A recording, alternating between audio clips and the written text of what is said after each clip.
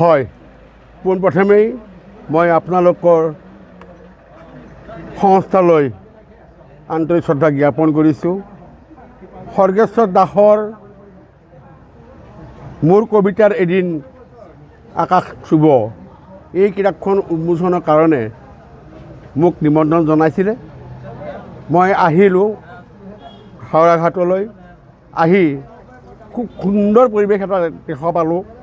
স্বৰ্গেশ্বৰ দাসৰ লগতে বিভিন্ন জাগাৰ পৰা অহা বিশিষ্ট ব্যক্তিসকল, বুদ্ধিজীৱী, সাহিত্যিকসকলে যি ধৰণে কথাবোৰ আগবঢ়ালে খুবেই ভাল লাগিলে। আৰু স্বৰ্গেশ্বৰ দাস অতি দুখীয়া ল'ৰা। তেখেতৰ যি এই কাব্য কিতাপখন ওলালে গতিকে সকলোৱে সহযোগ কৰিছে আৰু আগলৈ তেনেকুৱা তেখেতক উদযাপনা দি সহায় সহযোগিতা কৰক।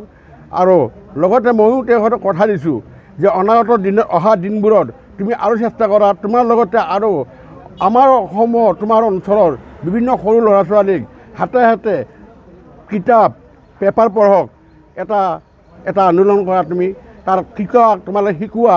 তেতিয়া কিতাপৰ মাধ্যমেৰে শিক্ষাৰ মাধ্যমেৰে ল'ৰা ছোৱালীক ভাল পৰিৱেশ এটা দিয়া, তোমাৰ লগতে আনকো শিকাই তুমি আগবঢ়াই লৈ যোৱা আৰু তুমি নিজেও কিতাপ এখন লেখা, মই যথেষ্ট তোমাক সহায় কৰিম।